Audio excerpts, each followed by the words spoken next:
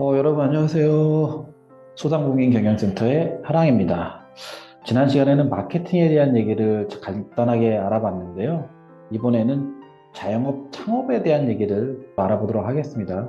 창업의 정의부터 한번 해볼까요? 창업이란 사업 따위를 처음으로 이루어 시작함, 표준 국어 대사전에 이렇게 되어 있습니다. 어떤 사업을 처음 시작하는 일을 이제 창업이라고 하는데요.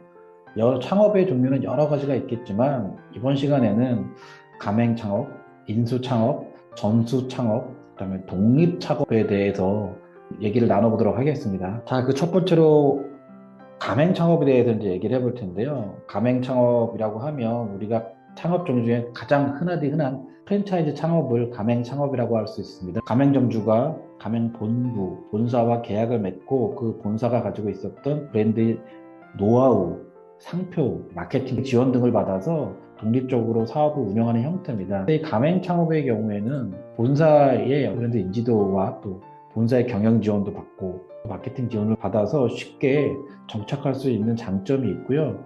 또한 새롭게 사업을 시작하게 되면 물류적인 부분도 상당히 고민해야 되는데 그런 부분도 가맹 본부의 도움을 받기 때문에 공급망이 안정적이다라는 장점이 있습니다.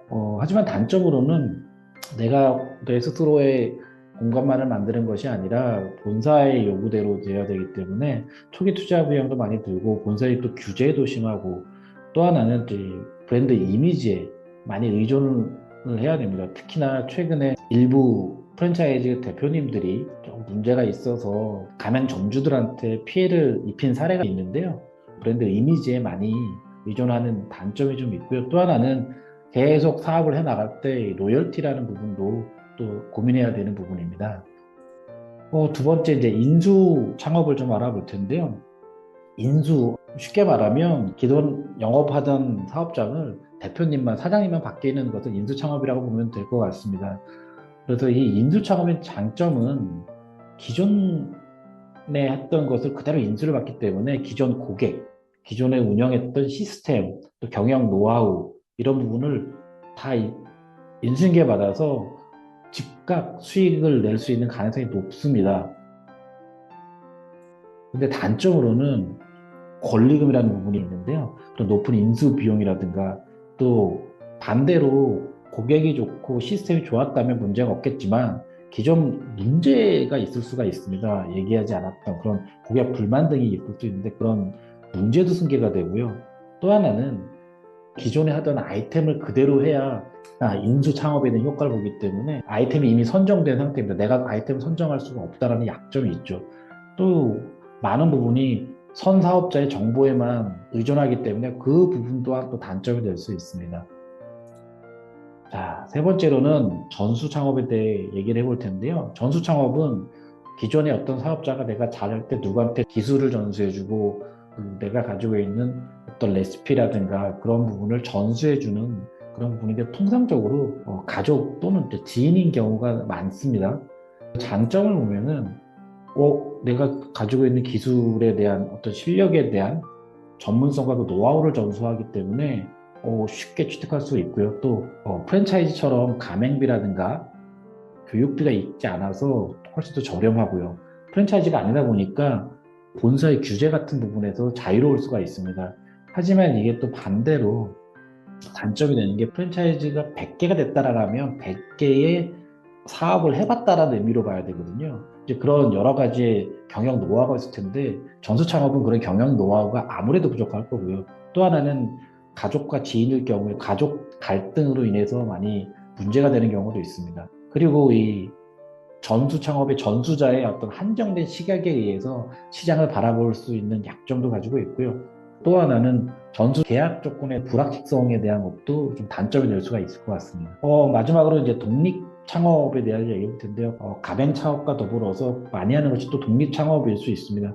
특히 내가 프랜차이즈 본사를 꿈꾸는 분이라면 반드시 독립 창업을 하게 될 텐데요. 독립 창업의 장점은 자유로운 경영할 수 있고 내 스스로를 브랜드화할 수 있습니다. 그렇다 보니까 창의성을 발휘하기도 용이하고요. 만일 수익이 일어난다면 본사에 주는 것이 없기 때문에 수익도 최대화가 될 수 있는 장점이 있죠.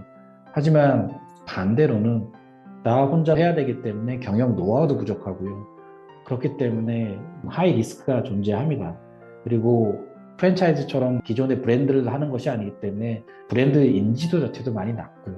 그래서 이 리스크를 없애고 브랜드 인지도 상승을 위해서 시간과 비용이 많이 듭니다. 이런 부분이 가장 큰 단점이 될 수가 있습니다. 물론 지금 이 네 가지의 창업 방법 외에도 여러 가지가 있습니다. 하지만 가장 보편적으로 얘기하는 네 가지의 창업 방법만을 지금 얘기를 해봤고요.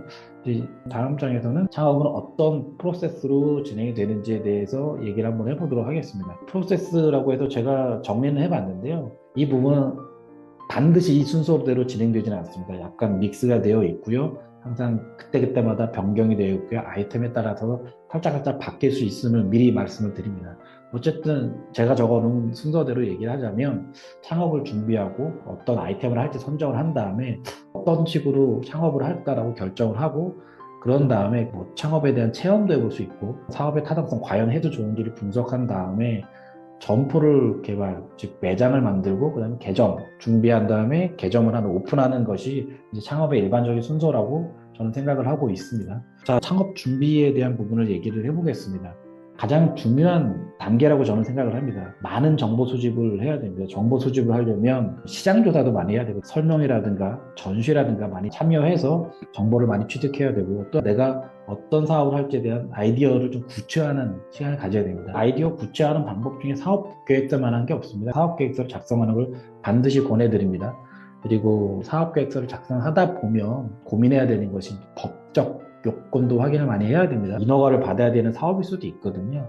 그런 것도 고민해야 되고 자금은 어떻게 조달할 것인지 고민도 좀 해야 되는 시기이고 필요하다면 정부나 지자체에서 하는 창업 교육을 받는 것도 큰 도움이 될 수 있습니다. 그 두 번째 보면 아이템 선정을 하는데 이제 시장 조사를 한 이후에 내가 어떤 아이템을 할지에 대해서 결정을 하는 단계라고 볼 수 있습니다. 그리고 이 아이템을 결정을 했으면 이 아이템의 가격은 어떻게 할 건지 그리고 필요하다면 가족과 지인들에게 테스트를 해보면서 피드백을 받아보는 것도 되게 중요한 시기입니다. 그리고 첫 부분에 얘기했던 창업 방식에 대한 결정을 할 텐데요. 시장 상황, 자금, 규모 그거에 따라서 독립 창업이 나을지 아니면 가맹 창업이 좋을지 그때 결정을 할 수가 있습니다. 이후에 사업 타당성 분석을 하는데요. 이때 사업 계획서를 반드시 작성해야 됩니다. 맨 처음에 시장 조사 단계에서 사업 계획서를 작성한다라고 말씀드렸는데요. 동일합니다. 하지만 첫 번째 사업 계획서는 간단하게 내가 창업해도 좋을지에 대한 간략한 사업 계획서라고 한다면 사업 타당성 분석은 내가 비용을 투자하고 나서 제대로 된 수익을 얻을 수 있을지에 대한 심각하게 고민해야 되는 사업 타당성 분석을 해야 됩니다. 그럴 때 마케팅에서 얘기했던 수학 분석도 필요하고요. 재무 분석, 내가 돈을 투자했을 때 이 수익성은 얼마나 되겠구나, 몇 프로의 수익성을 얻을 수 있겠구나라는 예상 수익성 분석도 반드시 해야 되는 시기가 바로 사업 타당성 분석하는 시기라고 볼 수 있습니다. 그 다음 점포 개발하고 매장 셋업의 단계입니다. 이제 상권을 분석하고 이제 매장을 계약하는 단계죠. 정말 어디서 해야 될지를 이제 결정하는 단계라고 볼 수가 있죠. 우리 집 가까운 데서만 하는 것이 좋은 것인지 아니면 멀리에서 하는 것이 좋은 것인지 이런 상권 분석도 충분히 하고 그런 다음 매장도 내가 직접 구매를 할 수도 있고 또 임대 계약도 해야 되는 시기입니다. 당연히 뭐 법적인 내용을 검토를 많이 해야 될 거고요. 이후에 매장을 했으면 이제 인테리어 작업이 시작돼야 되겠죠. 이때 중요한 건 또 하나는 매뉴얼을 작성하는 것을 제안드립니다. 내가 어떤 상황이 발생했을 때 내가 이 매장을 어떻게 운영해 나갈 것이다 라는 매뉴얼을 작성을 반드시 해봤으면 좋겠습니다.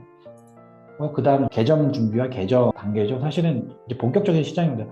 인테리어가 어느 정도가 끝날 때쯤 되면 초도 물품을 이제 준비를 해야 되겠고 그럼과 동시에 혼자서 할 수 있는 작은 사이즈라면 모르겠지만 인력이 필요하다면 직원도 채용하고 뭐 직원 채용했다고 끝이 아니니까 교육도 해야 됩니다. 그 이후에 마케팅도 이제부터는 본격적으로 해야 됩니다. 사실은 마케팅은 내가 시장 조사할 때부터 마케팅하는 분들도 있습니다. 요즘 MZ세대들 내가 이곳에 어떤 업장을 하려고 하는데 괜찮을까요? 하면서 커뮤니티에 물어보면서 그때부터 마케팅을 하는 그런 친구들도 많다고 합니다. 그 마케팅은 매장을 오픈 이후에 하는 것이 아니라 그 전부터 준비하고 고객들에게 알리는 것이 중요하기 때문에 마케팅은 순서부터 해야 됩니다. 하나는 내가 오픈을 했을 때 과연 제대로 이 매장이 돌아가는지를 시뮬레이션하고 피드백을 받아볼 필요가 있습니다.